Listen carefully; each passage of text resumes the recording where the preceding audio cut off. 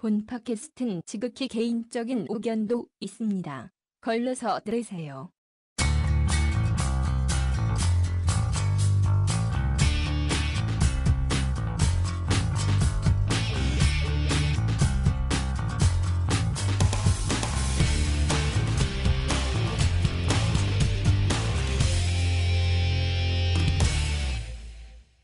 네, 국내 명품 브랜드 애용하시는 우리 이태영 씨요. 뭔 소리야? 부산에 내려가고 싶어하는 우리 이종엽 씨와 함께하는 팟캐스트 2부가 시작됐습니다. 네. 예, 이제 오늘 본격적인 네. 주제로 넘어가야 되겠죠? 네. 네, 오늘의 주제 뭔가요? 인물 탐구입니다. 좀 힌트를 드릴까요? 배신이야, 배반이야. 알지 않을까? 알지 아, 않을까? 자기 개인기 하고 싶었네. 하고 싶었네. 하나 해보세요, 뭐. 저는 뭐 유추할 수 있는 거. 이분요? 네. 이분은 지금 네. 왕입니다. 좋네. 오래오래 산. 좋네요. 너무 오래 살았어요. 오. 대한민국의 역사상 제일 오랫동안 왕이었던 분입니다. 뭔가 좀 인텔리 스타일의 힌트네요. 좀 그렇죠. 요 정도 지식인다운. 좀 당황스럽죠. 태영 씨는 혹시 뭐 오늘 주인공에 대한 힌트? 제가 오늘 주인공 네. 성대모사를 해보겠습니다. 최근 거. 아까 했잖아. 가장 최근 거. 최근 거. 저 저는- 너무 맨날 저는 보잖아요. 초창기니까. 네. 처음 데뷔작이죠. 거의. 데뷔작이죠. 천여 작품. 네, 제가 영화를 보고 왔거든요. 네. 네. 내 이거였는데. 담배 많이 피신 분. 담배 많이 피면 여러분들 담배는 이렇게 쇳소리 됩니다. 나시는 분. 태영 씨 보건복지부 모델 되겠어요. 흡연 광고. 조만간에 흡연 광고. 네. 아, 금연 광고죠. 네. 흡연 광고. 금연 광고. 비포 애프터 이런 걸로. 여러분들 이래도 담배 태우시겠습니까? 네. 꼬야 남자. 네. 알겠습니다. 누구죠? 오늘의 주인공 인물 탐구 송강호 씨. 송강호 네, 씨입니다. 네. 이참 우리나라 영화계 빼놓을 수 없는 명배우죠. 큰 배우인데 이번에 또 사도 영화라는 개봉을 했죠. 200만 넘었다고 네, 얼마 전에 벌써부터. 기사를 봤습니다. 네. 음, 혹시 뭐 영화 보신 분 계세요? 다 봤죠? 저희 셋 다 본 것 같아요 오늘. 어떠세요? 저는 사도 얘기부터 먼저 해볼까요? 사도 네, 네. 19일 날 개봉했잖아요. 네, 네. 19일 날 밤에 바로 봤습니다. 정엽 씨 정말 영화 애호가시네. 저는 영화를 좋아한다니까요. 그러네요. 그러니까요. 근데 어떤 내용도 모릅니다. 뭔지도 모르고 그냥 보는 거예요. 저 역사적인 지식이 없이 그냥 가서 보신 거예요? 영조에 대해서 모를 수는 없죠. 사도세자를 모를 수는 없잖아요. 그럼 어떠셨나요? 그거를 제가 좀 공부를 하고 봤습니다. 사도세자에 대해서 네. 저는 그냥 사도세자 어린 나이에 네. 뒤지에 갇혀가지고 그냥 뭐 이렇게 운명을 뭐 달리하신 줄 알았는데 네. 그게 아니더만요. 그 적설을 막 해보니까 네. 정치적 색깔도 자기가 있었고 어떤 자기가 어떤 조선을 만들겠다는 생각도 있었지만 그 당파 싸움에서 져서 할 수 없이 죽음으로 이렇게 마무리했던 불운의 황태자다. 비운의 황태자. 네, 그런 생각을 하면서 봤는데 사실 조사를 하다 보니까 사도세자가요. 그러니까 공부 쪽보다는 문과 쪽인 거예요. 사도세자가 좀 뭐라고 이방원처럼 뭔가 예체능이 좀 그리고 특화된. 뭐 이렇게 무술 좋아하고 그런 분인데 아버지는 문과로 가라 했는데 그러니까 아들은 예체능 가버렸지. 전공이고. 근데 영조는 정말 어릴 때부터 공부를 잘하고 그리고 그 신하들 틈바구니 속에서 살아남기 위해서 자기가 신하들보다 더 공부를 해서 신하들을 쥐락펴락했는데 자기 아들 사랑하는 아들 40이 넘어서 낳은 아들이 뭐 칼싸움 하고 있으니까 잘못하면 신하들한테 먹힐 것 같은 거야. 그러니까 공부하라고 했는데 사도세자는 공부를 안 하고 계속 칼질을 하고 화살 쏘기 하고 이러니까 눈밖에 난 건데 그러다 보니까 제가 떠올렸던 사도세자는 좀 우락부락하고 하정우 씨나 뭐 그런 분들 있죠. 하정우 씨. 좀 거친 얼굴. 그 하정우 씨는 뒤집 갇히면 어떻게든 탈출하고 나올 것 같아요. 그래 나중에 이렇게 뭐 흙으로 막잖아. 네, 알았어요. 어쨌든 좀 등치 좋고 우락부락한 그 사람으로 해야 될 것 같은데 유아인 씨가 딱 됐잖아요. 어떻게 연기할 건가? 그걸 감정이입해서 봤는데 좀 아쉬웠어 저는 사실. 그래요? 베테랑의 유아인은 너무 좋았지만 그 뒤지에 갇혀 있는 유아인 씨는 베테랑에 있는 그분하고 똑같았다. 좀 뭔가 우락부락하게 좀 거칠게 갔으면 좋겠는데 오히려 왜 그런지를 이해를 잘 못했어요 처음에는. 저는 그렇게 봤습니다. 태영 씨는 또 어땠어요? 일단 사도가 일단 이준익 감독님이 그렇죠. 왕의 남자를 감독님이셨잖아요. 그렇죠. 사극을 정말 잘 만드시기 때문에 그렇죠.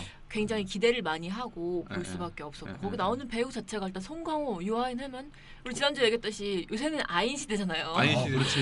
유아인의 그렇죠. 그런 모습과 뭐 연기의 신이라고 할 수 있는 송강호의 콜라보레이션 거기다가 어떨까? 이제 문근영 씨도 나왔었고. 그렇죠. 전혜진, 네. 김혜숙. 전혜진이 나왔어요? 네. 네. 그 엄마 역할을 나왔잖아요. 이선균 씨 와이프 전혜진 씨. 정혜진 씨, 네. 이성균 씨. 그분이 이성균 씨 와이프. 와이프예요? 네. 아 어쩐지 연기 그 유한 씨 잘하더라. 친엄마로 나오는 예, 거예요. 누군지 네, 알아요. 그분. 예. 근데 저는 일단 약간 오. 좀 외적인 이야기를 해보자면 내용은 네. 이동엽 씨가 네. 얘기해 주셨으니까 네.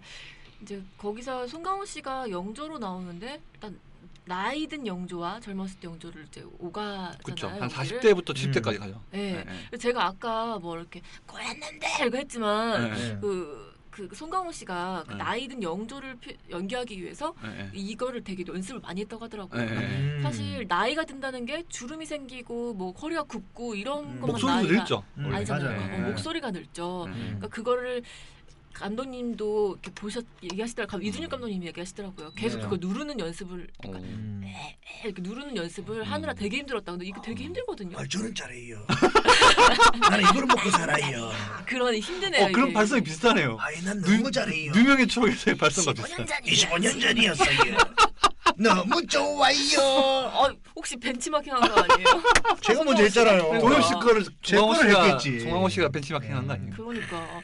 그리고 그러니까 송강호 씨 자체가 지금 잠깐 제가 프로필 봤는데 67년 1월 17일 김해 출신생이에요. 그렇죠. 오, 네. 그러니까- 하 기자님하고 네. 같은 고향이시네요. 하지만 전혀 티를 낼 수 없었습니다. 별로 뭐 시큰둥하시더라고요. 그래서 네. 그래서 근데 그 영조가 그 약간 사투리를 안 쓰시고 왕의 목소리를 어떻게 낼까 이런 것도 좀 궁금했거든요. 네. 근데 그런 뭐 의구심이나 이런 것들을 다 잠식시킬 만큼 그 영조를 약간 히스테리틱하면서 그런 영조를 잘 표현하신 것 같더라고요. 근데 약간 제가 이것까지만 말씀드리자면 그 네. 특수분장 이야기인데 네. 그 전혜진 씨나 문근영 씨도 마지막에, 나중에 다 이렇게, 네. 이렇게 나이 든 분장을 하는데 네. 그 아직까지 우리나라에서 그 나이가 들면은 눈동자도 굉장히 탁해지거든요. 그게 가장 큰 변화라고 생각하는데 너무 눈은 초롱초롱하고 총명하고 할머니가 눈이 또랑또랑하죠. 또랑또랑하니까 총기가 있어. 총기가 있어. 그래서 저것도 약간 뭐 렌즈라든지 뭐 특수 효과를 어떻게 할 수 없을까라는 디테일하네. 그런 생각도 지금 했어요. 제작사에 넣어야겠네요. 그래, 이거는 진짜 좋다. 이거 영화 제작사에다 투입을 해야겠네요. 특허해 특허. 네가 내 먼저. 네, 그냥 그런 네. 생각을 했습니다. 근데 저도 말을 좀 보태자면 네네. 용조 연기를 어떻게 할까 음. 왔다 갔다 하잖아요. 그렇죠. 근데 왕이란 연기를 어떻게 할까 건음하게 할까 어떻게 할까 막 고민했거든요. 근데 너무 용조 같다는 생각이 있어요. 용조를 우리가 못 봤잖아요. 용조는 저랬을 것 같다는 생각이 막 들 정도로 연기를 너무 잘하셨어요. 네. 그래서 이제 영화를 보고 나신 분들이 가장 많이 갖는 궁금증이 그걸 거예요. 그러니까 우리가 전통적으로 알고 있던 왕의 모습하고는 좀 동떨어진 송강호 씨의 연기 때문에. 네. 그래서 아마 여러분들도 약간 비슷한 상황에서 웃음이 나왔는지 모르겠지만 언론 시사 때 웃음이 나왔던 부분이 그거였어요. 그러니까 혹시 그거 아닙니까? 뭐요? 문지방. 예. 문 딱 열면서 너는 존재 자체가 영모야 이러니까 네. 사람들이 와 하고 웃었거든요. 아 그래요? 네. 저는 그거 웃었습니다. 저 혼자. 귀 귀 씻고 나서 귀 씻고 나서 안 좋아하는 사람한테 안부를 문다. 안부를 문다 욕 한번 했잖아요. 그러고 나서 딱 봤는데 무수리가 내 스타일이네. 그 정도에서 마무리됐는데 나중에 보니까 자기 배가 불러 있어. 무수리가 배가 그때까지 무수리가 막 엄청 당당하게 하더라고. 그래서 나중에 시간 더 지나니까 딸을 안고 있네. 조용하게 찌그러져 있더라고. 조용하게 있었어.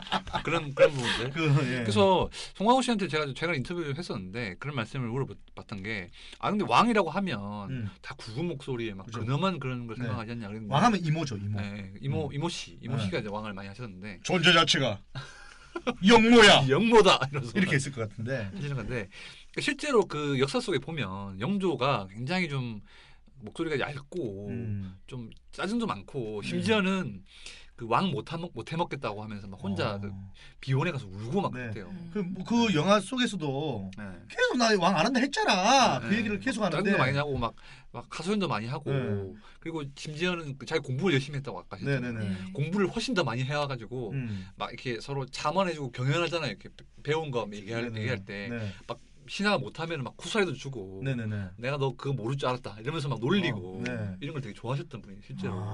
그래서 그런 부분들 보고 좀 이렇게 많은 분들은 송강호식으로 표현한 거 아니냐고 생각을 하시는데 실제 영조 모습이 그랬다. 본인은 그렇게 얘기를. 저는 근데 그 영화를 아까 얘기했잖아요. 왕 못 해먹겠다. 근데 송강호 씨랑 그분을 떠올리는데 변호인도 했잖아요. 그렇죠. 그러다 보니까 이게 왠지 그쵸. 송강호 씨가 누구랑 좀 빙이 돼 있는 거 아닌가라는 생각도 좀 했어요. 정치적 발언 금지하세요. 나 정치적 발언 얘기한 거 아닙니다. 아까 불통 얘기에 깜짝 놀라시더니 본인은 그러니까. 더 나간 얘기. 그냥 그랬던 것 같다. 내 생각이에요. 나는 그쪽 색깔 아닙니다. 아닙니다로 또 하시는 건 모르겠어요. 아무튼 그런데 당스럽네 괜히. 근데 아무래도 좀 그런 키워드 자체가 그래서 저희가 그런 질문을 했었어요. 사실은 변호인 이후에 작품이 좀 없었잖아요. 2013년 작품이었는데 1년을 작년에 통째였단 말이에요. 근데 송강호 씨가 데뷔 이후에 1년에 그래도 한 작품씩은 하셨거든요.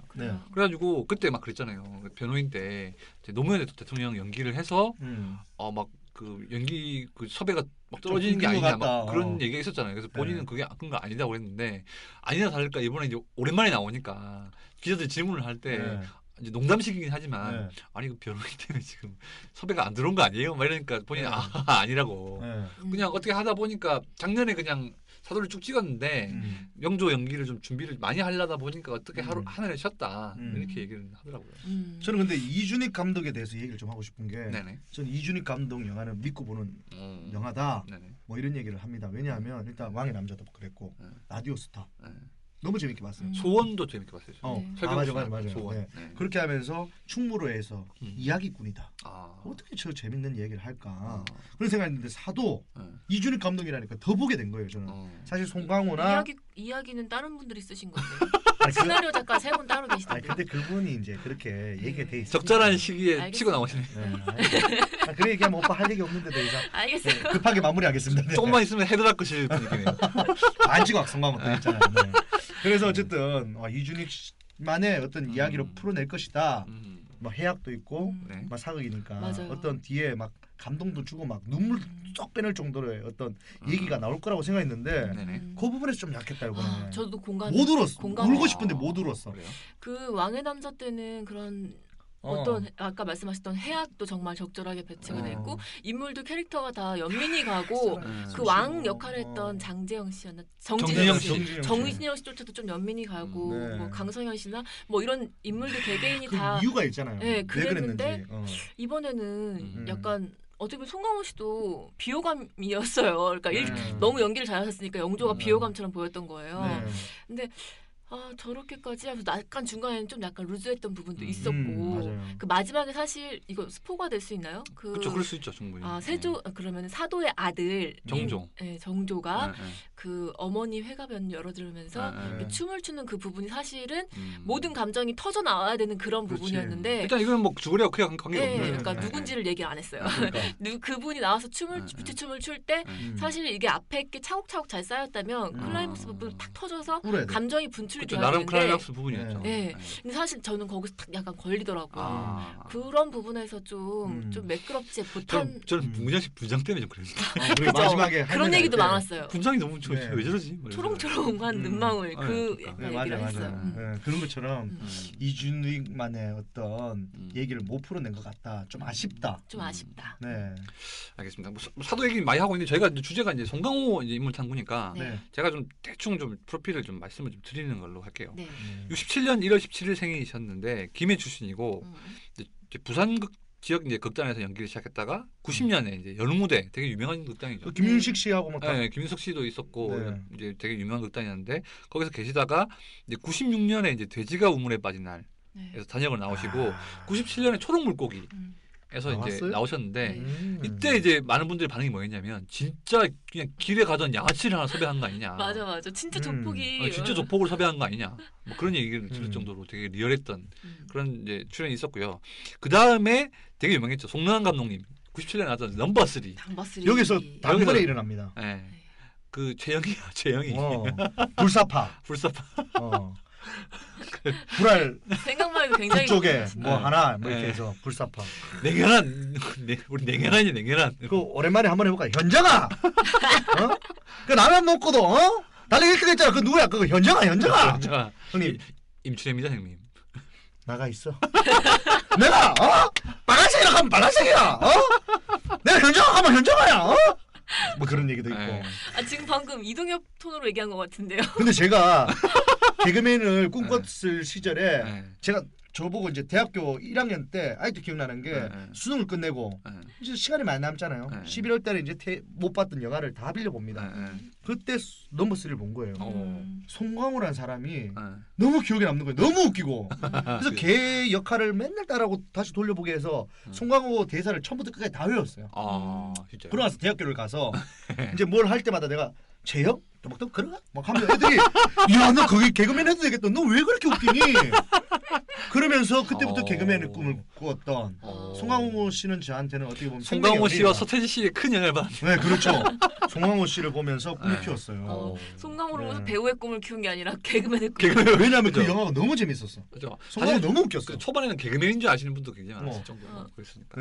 네. 그리고 이제 그러면서 상을 이제 받기 시작하다가 이제 본격적으로 근데 저는 약간 좀 아쉬웠던 게 99년 나왔던 쉬리에서 좀 안 어울려가지고 너무. 그죠. 본인도 그때 굉장히 스트레스를 많이 받았다고 하더라고요. 사투리에 대한 사람들이 이야기를 억지로 하도 많이 해서 고치려고 했던 거죠 본인은. 서울말로 하려고 한 게 너무 어색하고 그다음에 이제 요원 한석규 씨 친구 역할인데 좀 어색하고 본인도 안 맞는 옷을 남들이 너무 지적을 많이 했다고 하더라고요. 안 어울린다, 이상하다. 그래서 그런 이제 어려움을 겪으시다가 이제 공동경비구역 JSA 이걸 그때는 기가 막히죠. 기가 막혔죠. 하필 요때도 제가 군대 같은 가 있을 때. 좋았네요. 뭐 박찬욱 감독님 영화죠. 네, 엄청 대박 났다는데 저는 못 봤어요. 휴가 나와서 봤는데 와 나는 진짜 송강호가 북한 사람인가 간첩 아닌가까지 생각했어요. 그 정도로. 그러니까 사실 이 얘기가 되게 보면 되게 아이러니하고 되게 희한한 이야기잖아요. 왜냐하면 우리가 지금까지 알고 있던 북한 공산당은 나쁜 사람으로 때려 부숴야 되는 때려 부수고 못된 사람은 나옵니다. 근데 송강호는 진짜 동네 형처럼 연기가 돼요. 그렇죠. 북한이지만 동포였는데 어떻게 이래 돼버렸냐 그런 생각을 하게 만드는 그런 연기를 해주셨어요. 그러니까 뭐 중간에 좀 보면 북한 정부 초소에서 이렇게 방구를 혼자 껴가지고 입에 막 먹이고 막 이런 장면들이 그러니까 굉장히 어떻게 보면 진짜 군기가 해이해져가지고 아니 그 서리빨 같은 그런 전방에서 아니 서로 초소를 가는 것까지도 난리가 날 일인데 거기서 뭐 애들처럼 장난치고 뭐 말뚝박기 하고 있고 뭐 이런 그런 모습들이 뭔가 살아나는 이유는 송강호 씨 특유의 그런 뭔가 아우라 편하고 좀 친근한 이미지. 저는 그쪽에서 제일 기억났던 게 이병헌 씨가 지뢰를 밟잖아요. 그렇죠. 송강호 씨랑 쓱 끌어오잖아요. 싹 오죠. 와서 그 휘파람을 싹 불죠. 하면서 자기들끼리 이렇게 나 그럼 간다? 뭐 이러고 막 그런 어떤 그 장면에서의 어떤 얘기가 처음부터 잘 됐다. 최근에 보면 그 뉴스에 그런 나오잖아요. 북한병 초소에서 북한병 졸다가 찍힌 사진 이런 거 인터넷에 막 올라오고 그러잖아요. 그래서 저 그거 보면서 약간 좀 JSA 생각했거든요.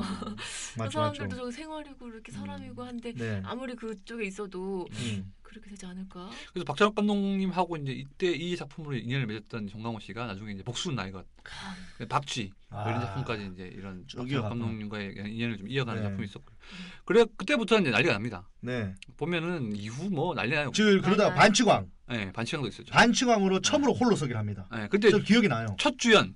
첫 주연. 송강호 씨 첫 주연 영화가 반치광이에요. 그래서 제가 그때 막 인터뷰하고 자기가 주연이라고 막 떨린다, 잘 돼야 될 건데 했는데 저는 사실 아직까지 그때 주연은 나오면 안 될 것 같은데라는 생각도 했었어요. 사실 이제 그 당시에 그런 뭔가 기준으로 보면 잘생겼어요. 송강호 씨는 뭔가 원톱 주인공을 하기에는 뭔가 좀 격액 사유가 많은 사람. 지금은 사실은 개성 있는 사람들도 주인공을 할 수 있는 시대지만 그 당시에는 무조건 정우성, 이병헌, 장동건 이런 사람만 해야 되는데 송강호를 원톱으로 내놓길래 저 감독이 돈을 그냥 어디서 빌려 그냥 안 갚을 생각으로 하는 건가라는 생각까지 저는 하면서 봤는데 생각보다는 그래도 해자가 많이 됐어요. 그러니까 많은 개성파 배우들, 뭐 연기파 배우들한테 그런 포문을 열어준 사람이라고 생각해요. 맞습니다. 오달수 씨, 저 말했던 윤재문 씨, 뭐 이런 분들 그런 느낌에 다 송강호 계보를 잇는 분들이. 저 약간 생활 연기에 친근한 포문을 열지 않았나. 그러다가 이제 그 얘기 빨리 넘어가야죠. 어떤 거요?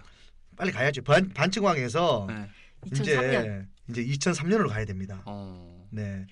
아까 복수의 나의 거 뭐 이런 거 얘기하다가 누명의 추억을 패러디했죠. 살인의 추억이 나오게 됩니다. 그렇죠. 이 살인의 추억이 없었으면 누명의 추억도 없게 되는 거죠. 이 봉준호 감독님이 참 이렇게 기념비적인 스릴러 영화죠. 농촌 스릴러.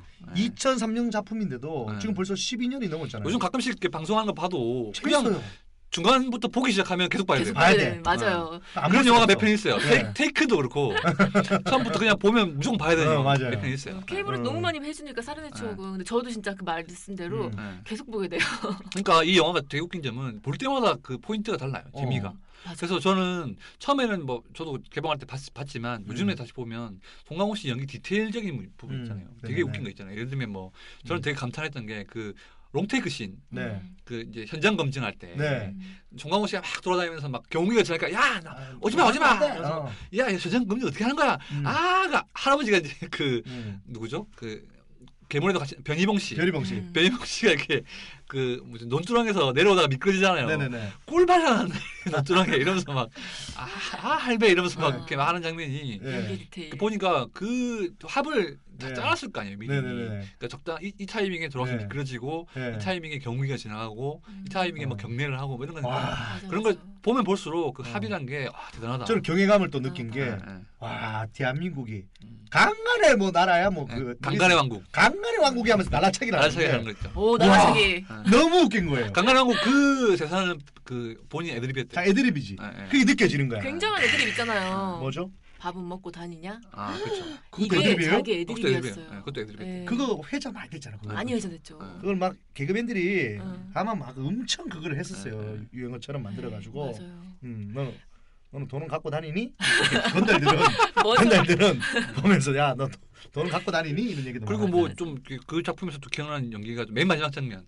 그러니까 이제 형사를 그만두고 혼자 이제 영업을 하다가 그 장소에 갔다가 여자애를 만나가지고 옛날에 뭐 어떤 아저씨가 같은 아저씨가 와가지고 뒤다 보더라 그래가지고 맞아. 뭐 자기가 예전에 한 일을 생각해봤다면서 하길래 딱 이게 정면을 보면서 딱 쳐다보는 장면 있잖아요. 뭐 범인을 딱 마주친 듯한 표정. 이게 그 여운이 굉장했어요. 소름이. 얼마 전에도 아저씨랑 똑같은 이렇게 하수구라고 하나요? 뭐라고 하죠? 논두렁 밑에 배수관 쳐다보고 갔다.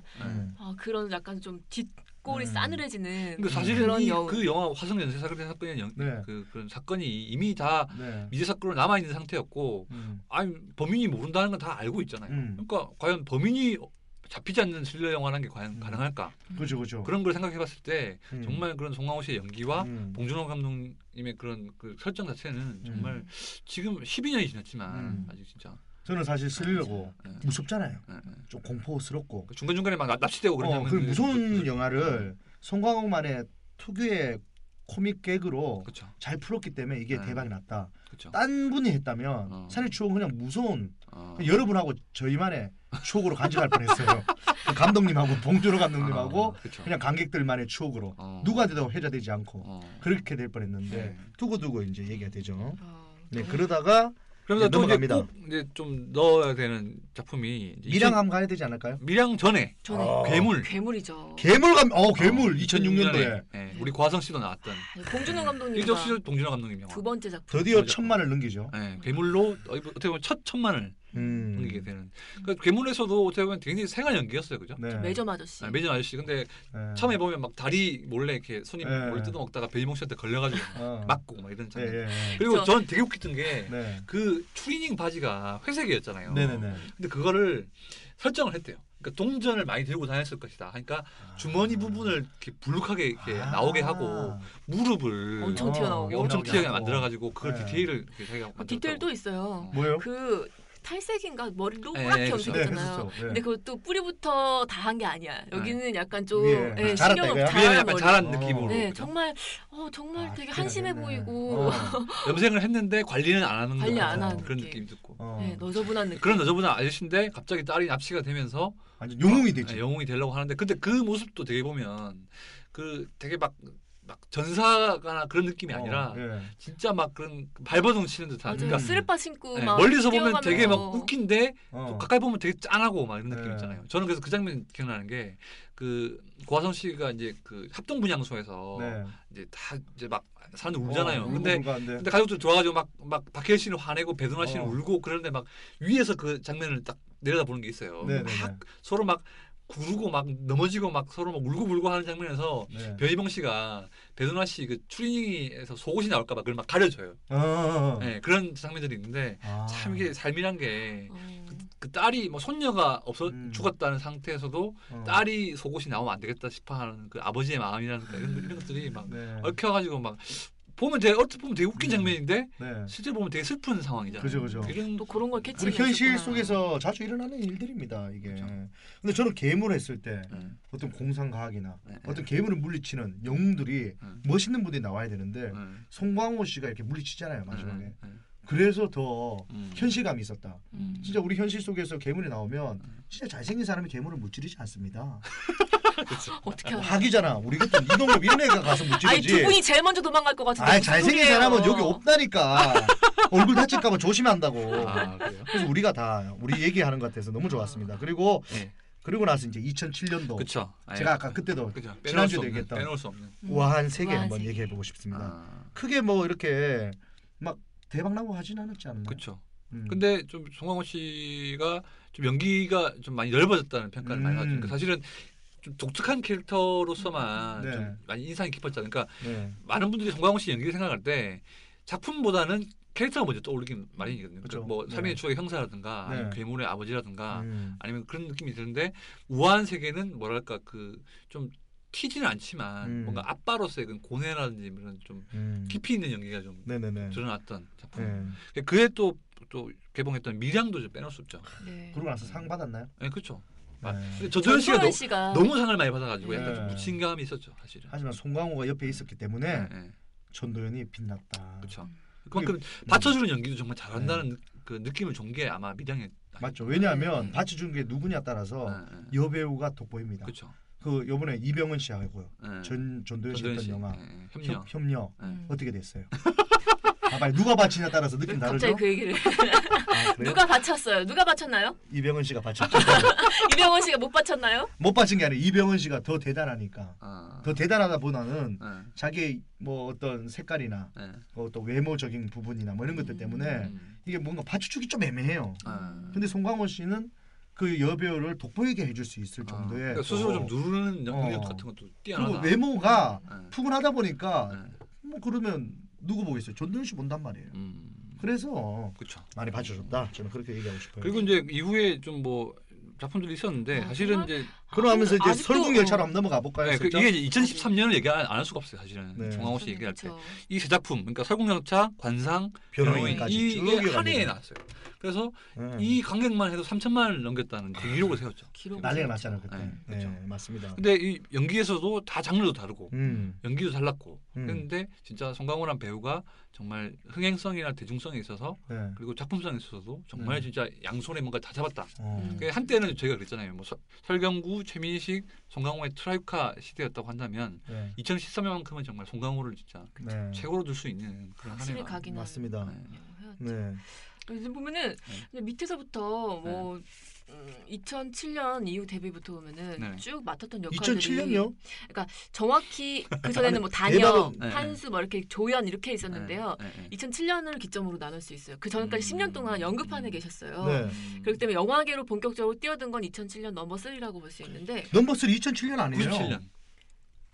내가 아까 대학교 나갔을 때라고. 1997년. 잘못 들었네요. 맞아. 97년. 제가 여기 2007년은 괴물 개봉 이후인데. 그러게요. 제가 여기 잘못했네. 미량이 이제 2007년 개봉. 네, 97년 죄송합니다. 97년인데 이후로부터 볼 수 있는데 보면 조포 뭐 매점 아저씨, 형사도 했죠. 그렇죠. 형사, 이발사, 효자동 이발사에서는 또 이발사. 야구 선수, 뭐 프로레슬러. 야구 선수였고 설국열차에서는 또 꼬리카네 남궁민수. 남궁민수. 남궁민수 맞아. 이렇게 했는데 그 2014년부터 갑자기 신분이 확 상승됐어요. 그러네. 변호인. 변호사 되죠. 네, 변호사가 되고 이제는 사도에서 왕까지 마지막으로. 왕까지. 그러고 나서 밀정 나오잖아요 이제. 그죠.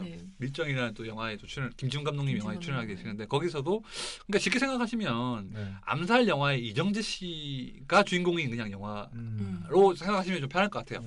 근데 아무래도 김지훈 감독님 영화니까 액션이 나오겠죠. 그렇죠. 김지훈 감독님이랑 놈놈놈에서 그렇죠. 한번 호흡을 맞추셨죠. 그래서 송강호 씨는 일단은 한번 작품을 맞춰서 호흡을 맞추면은 그 감독님하고 잘 가시는 편이긴 한데 그렇다고 해서 뭐 신인 감독님하고 아예 또 안 하시는 타입도 아니에요. 그래서 제가 이번에 이제 이준익 감독님 영화 사도 이제 출연하면서 그 뒷이야기 좀 들었거든요. 그러니까 그 시나리오를 갖다가 그 예전에 무슨 영화제 이제 뭐 캐나다인가 어디 영화제 이제 출국할 때 그 책을 받아가지고 이제 비행기에서 읽었대요. 근데 보통 이제 송강호 씨는 답을 빨리 주기로 유명한 배우예요. 할지 안 할지를 책을 주면 받아놓고 거의 하루 만에 답을 준대요. 여기서 책이란 건 대본이잖아요. 시나리오를 다 보시고 시나리오. 얘기하시는 건가요? 그렇죠. 통독을 하고 생각하고. 시나리오 굉장히 많이 들어올 텐데. 네. 그러니까 일단은 뭐 큰 배우들은 사실은 좀 추려주죠 회사에서. 좀 추려주고, 그러니까 한번 매니저들이나 회사에서 읽어보고 괜찮은 걸 좀 약간 복수, 그러니까 다섯 권, 여섯 권 정도로 이제 나눠서 보여주는데 그걸 보고 굉장히 빨리 읽으시대요. 빨리 읽고 그리고 그거를 깊이 있게 생각하는 게 아니라 첫 느낌 딱 보고 나가야겠다. 그게 딱 거의 그냥 첫 페이지, 두 번째 페이지에 거의 결정했네요. 그래서 주는데 사도는 3일이 걸렸대요. 이주인 감독님한테. 그래서 왜 이렇게 오래 걸리셨어요? 그랬더니 일단 제가 좀 비행기에서 오래 왔다 갔다 하느라고 그랬고 조금 비싸 보이고 싶었습니다. 바로 너무 빨리 지면 좀 경솔해 보이잖아요. 그래서 약간 우스갯소리를 하시는데 아무튼 이제 그런 빨리 돌려주는 이유가 빨리 좀 캐스팅을 하고 주연 배우가 빨리 결정이 돼야 또 안정되게 좀 진행을 할 수 있겠냐. 그리고 거절하는 것도 좀 말씀을 빨리 드려야지 또 그쪽에서도 대안을 빨리 찾으니까 맞습니다. 오래 끄는 거는 별로 예의가 아닌 것 같다는 얘기를 하시는 게 그런 마인드가 좀 좋아 보였어요. 되게. 좋네요. 네. 저는 송강호라는 배우 대한민국에서 네. 뭐 이경규 씨하고 버금가는 그런 느낌이다. 개그계에는 이경규 씨가 있다. 개그계는 이경규, 영화계는 송강호. 왜냐하면 개그계에서 예전부터 지금까지 쭉 이어오는 사람이 이경규 씨 말고는 없어요, 사실. 그렇죠. 한 30년. 뭐 그 이후에 뭐 유재석 씨도 있고 뭐 강호동 씨도 있고 많이 있지만. 유재석 씨도 뭐 좀 무명이 길었죠. 무명 길었는데 이경규 씨도 무명은 길었어요. 한 8년 정도 하다가 어쨌든 스타가 되고 나서 지금까지 그때 같이 했던 분들 다 없어졌잖아요. 그렇죠. 하지만 별탈 없이 이경규 씨가 지금까지도 웬만한 뭐 MC들보다도 잘 나가는 탑 연예인 아니겠습니까? 그렇죠. 그처럼 송강호 씨도 같이 어깨를 나란히 했던 한석규 씨도 계실 거고 뭐 많잖아요. 그렇죠. 왠지 이 부분을 따서 음성 녹음 파일로다가 이경규 선배님한테 보내드릴 것 같다는 예감이 오네요. 아니 뭐 이경규 씨가 듣기만 한다면 송강호보다 더한 분이다. 더 대단하신 분이라고 저는 얘기하고 싶지만 어쨌든 한국의 영화판에는 송강호 그리고 개그 쪽에는 이경규 투톱으로 뛴다. 이렇게 해도 과언이 아닐 것 같습니다. 네. 이번에 필모그래피를 좀 조사를 하면서 와, 정말 대한민국에 한 30편 정도 되는데 이렇게 프로필이 화려하다고 하기에 일단 뭐 연기가 어땠다, 흥행이 어땠다를 떠나서 감독님 자체들도 뭐 박찬욱 감독, 뭐 봉준호 감독, 이창동 감독님, 뭐 이준익 감독님 정말 대단한 사람들과 함께 그렇죠. 작업을 하고 이렇게 화려한 프로필을 가진 배우가 또 있을까라는 생각이 또 들었어요. 그리고 한 20년 정도 하셨잖아요 지금. 그렇죠. 이야 20년 동안 흥행을 계속 이어간다는 거 그거 힘들거든요. 그렇죠. 그리고 왜냐하면 20년 정도 되면 저 배우가 질리죠. 어떤 느낌인지 다 아는 거야. 저 배우는 저런 연기를 할 것이다. 근데도 보면 재밌어. 20년 동안 어떻게 재밌게 계속 그 연기를 할까. 참 배우고 싶은 분입니다. 여러분들은 30편의 영화 중에 가장 뭐 추천할 만한 아니면 가장 인상 깊었던 영화? 이런 거 하나씩 얘기를 해볼까요? 저는 하 기자님. 저요? 송강호 하면 떠오르는 영화. 송강호 떠오르는 영화. 하나만 꼽자면. 제가 일단 말해보자면 먼저 하세요.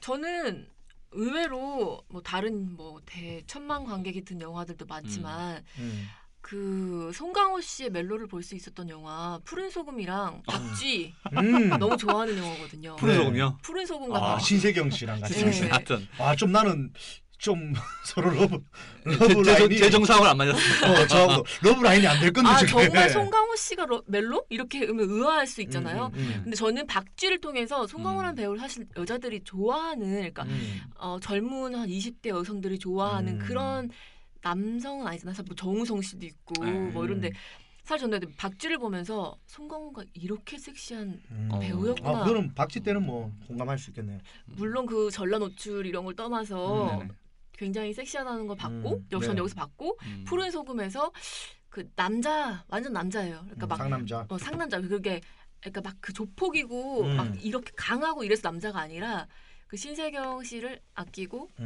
사랑하는 그런 로맨틱한 돌쇠 걸 같은. 송강호도 할 수 있구나. 돌쇠 같은 남자. 돌쇠가 그래 생겨서 돌쇠라고 하니까 좀 확 깨네요 진짜. 근데 돌쇠였어 그때. 되게 전 좋았던 것 같아요. 현대판 돌쇠. 푸른 소금과 미량. 갑자기 미량? 박쥐. 푸른 소금 박쥐. 푸른 소금 박쥐. 동엽 씨는 저는 일단 초록 물고기를 얘기하고 싶어요. 왜냐하면 일단 저희 고등학교 선배님이 네, 이 영화를 만들었습니다. 이창동 전 장관님. 네. 저는 기억나는 게 제 고등학교 때였거든요. 네네. 고등학교 2학년 때인가 3학년 때인데 그게 우리 고등학교 선배님 작품이라며 우리 고등학교 출신 또 선생님들이 있잖아요. 그렇죠. 그걸 봐야 된다고. 아. 그래서 선생님 그거는 고등학생들 못 보는 영화입니다 했더니 청불 아니 청불? 못 봐요. 그때 못 보게 돼 있었어. 근데 그걸 어떻게 봐야 했더니 야 너희들은 그러면 딴 거 안 봐? 어떻게든 봐. 막 그래서 강제로 우리가 막 몰래 들어가서 청불을 권장했네. 네, 원래 못 보는 건데 청소년들 못 보는 거를 어쨌든 우리 선배라며 보게 만들어서 저희가 찾아봤던 그 영화고 또 판수 역할이었습니다 그때. 그렇죠. 우리 삼촌이 판수입니다. 이판수. 그리고 우리 아빠가 이판구. 이름이 웃기잖아요. 판구, 그리고 판수. 먼 친척이 이원구. 이원군 아니야. 판자 돌림이에요. 네, 판구, 판수, 네. 판섭 뭐 이렇게 쭉 네. 내려가는데 네. 어쨌든 판수라서 그때 막 가슴이 더 와닿았던 초록 물고기. 그 초록 물고기를 시작해서 송강호라는 배우를 알게 됐고 럼버 3에서 나는 저분하고 동일시했고 저분 때문에 내가 개그맨의 꿈을 키웠고 그리고 마지막으로 살인의 추억. 누명의 추억을 만들어주셨고. 누명의 추억을 만들어주셨고 제 인생에 계속 자기랑 갑니다. 다 엮이네요. 네. 이렇게 엮어서 엮이는 게 아니라 송강호하고 저하고는 혼연일체다. 송강호 씨가 계속 방송하는 만큼 나도 계속 방송할 수 있다. 그리고 마지막으로 저는 2007년도에 우한세계. 제가 케미 퍼먹으면서 일어났지 않습니까? 2007년도에. 케미 퍼먹어 2007년도에. 그때 우한세계를 보면서 제 인생에 대해서 남편에 대해서 이런 것들 생각해보고. 결혼은 근데 그때 8년 이후에 할 줄 8년 뒤에 후회할 줄 아셨나요 그때? 알고 내가 그런 남편이 안 돼야지라고 생각하면서 꿈을 꿈꿨고 그러고 나서 이제 마지막으로 사도를 보면서 진짜 정치권이 지금 예전이나 지금이나 옷만 좀 바뀌었지 안에 내용은 똑같다. 아유, 시대가 아무리 바뀌어도 그 당파 싸움이나 정당 싸움 그 앞에 대통령이 못해 먹겠다. 그 말이 가슴에 와닿았습니다. 네. 그럼 하 기자님. 거의 다 하셨어요 그냥. 그죠? 그러니까 이거를 후루룩 한 편만 해야지. 그 중에서 후루룩 한 편을 찍으라면 저는 그러면 그거 하겠습니다. 우한세계. 우한세계. 우한세계 재밌더라고. 저는 뭐 굳이 하자면, 그러니까 사실 그 나서서 이게 뭐 주목을 받는 연기들은 누가 잘할 수 있지만 또 받치는 연기가 또 중요하다고 생각하기 때문에 저는 뭐 베스트를 꼽고 싶으면 사실 저는 살인의 추억을 꼽고 싶어요. 사실 근데 박두만 형사라는 이 인물이 그냥 송강호예요, 송강호. 그치. 그냥 송강호가 박두만이고 박두만이 송강호였는데 이렇게 뭔가 우리가 배우와 캐릭터를 일치시켜서 본 적이 있었나 싶을 정도로 놀라운 그런 거였고 밀양에서도 정말 전도연 배우가 잘 될 수 있었던 이유 중에 큰 부분이 또 송강호라는 인물이었을 텐데 제가 뒷얘기를 들었던 게 밀양을 찍고 나서 굉장히 두 분이 친해져가지고 되게 이제 격식 없는 사이가 됐는데 막 송강호 씨가 이제 술을 먹다가 막 나 술 많이 취해가지고 집에 가야겠다 이렇게 하면은 나 갈게 하고 일어서면 전도연 씨가 어디가? 나도 내일 촬영했어 이러면은 네 이러면서 앉는데요. 동생이고 막 이런데 그 잘 지내고 이런 인간적인 면들이 되게 잘 보이고 해서 그런 호흡이 있었기 때문에 좋은 영화가 나오지 않았나. 그러니까 자기가 주인공은 나가고 싶잖아요 누구나 배우라면. 맞습니다. 그래서 주목받고 싶고 근데 송강호라는 배우는 정말 그 판 자체를 잘 보는 것 같아요. 그러니까 이번에 유아인 씨도 그런 얘기를 했거든요. 사도를 하면서 근데 사도를 보다 보면 영조라는 인물이 한 장면 한 장면을 뜯어보면은 되게 못된 인물 같다라는 느낌이 든다고 하는 거예요. 저도 그런 느낌 받았거든요. 되게 히스테릭하고 질투 많고 또 심지어는 아들을 어떻게 하면 이렇게 어떻게 깎아내릴까 이런 생각을 하는 사람인데 그걸 다 아울러 가지고 나중에 보면 이게 다 너를 죽이지 않고 살리기 위한 그러니까 뭔가 후대에 뭔가 역모를 깨한 사람이 아니라 그냥 단순히 미쳐서 그냥 죽은 사람을 후대에 그렇게 남기기 위한 아버지의 그 나름의 마음이었다는 걸 갖다가 아버지 이름도 지어주잖아요. 사도. 그런 것들이 좀 아이라는 부분들이 결국에는 이 영조가 악인이었다기보다는 어쩔 수 없는 정치적인 그 공학이나 논리에 희생된 하나의 불쌍한 인간이었다는 걸 좀 보여주는 그런 것들이 유아인 씨가 그걸 느꼈대요. 그러니까 그런 것들이 어떻게 보면 송강호 씨의 그 전반적인 그런 가장 큰 특징이 아닐까. 영화 전체를 아우를 수 있는 힘 이런 게 좀 중요한 게 아닌가 싶어요. 네. 와 정말 이렇게 이야기만 해도 할 게 너무 많고 일부러 모자랄 것처럼 이렇게 행복한 토크가 진짜 송강호 씨 이름 하나로 이게 1시간 넘게 꾸려갈 수 있다는 게 참 놀랍고 그리고 송강호 씨 작품 보통은 자기 출세 작품이라고 하나밖에 없잖아요. 하나 아니면 두 개예요. 뭔가 해제될 때 얘기할 때 그쵸. 그거 얘기해야 되는데 너무 많으니까 뭘 선택해야 될지 모르는 거야. 다 좋으니까. 이승철 씨 콘서트 느낌이었어요. 뭐 그러니까요. 자기 히트곡으로만 3시간 할 수 그러니까 있다고 하시는데. 개그계는 이승철. 뭐 또 엿보려고 또 이경규. 개그계 이경규, 영화파는 송강호, 그리고 가수는 이승철. 이렇게 3파전이 됩니다. 아이고. 이렇게 됩니다. 네, 어쨌든 뭘 봐도 다 재밌어요. 일단 뭐 또 사도 좀 많이 좀 보시고 추석 어차피 또 추석을 또 염두에 두고 나온 영화고 하니까 하여튼 뭐 좀 가족 부자간의 이제 얘기긴 하지만 또 여러 가지 또 인간에 대한 얘기기도 하니까 많은 분들 보시고 또 송강호 씨 연기를 보면서 또 많은 얘기 나눴으면 좋겠어요. 맞습니다.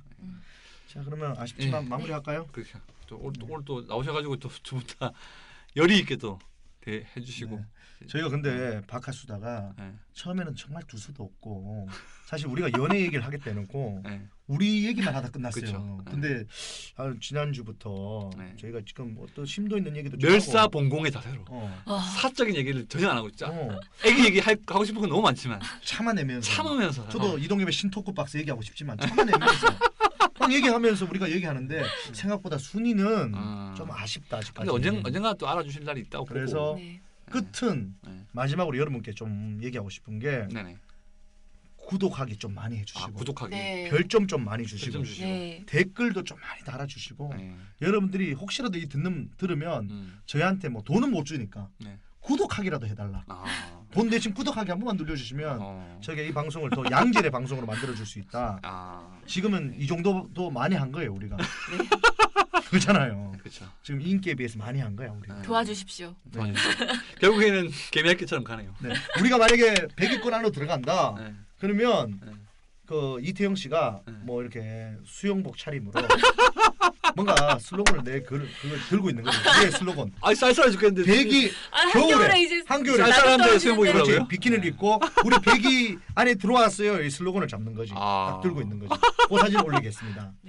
조만간에 태양 씨가 저기 동엽 씨를 인권위원회에 제소하는 날이 오지 않을까. 아이 그러기 위해서 또 우차사 컴 같이 하잖아. 자꾸 말한 네가 만들어놨어. 알겠습니다. 네네네. 알겠습니다. 하여튼 뭐 다음 주 또 기대 많이 해주시고 또 재밌는 내용으로. 연애는 박하수다. 다음 주에 돌아오겠습니다. 안녕히 계세요.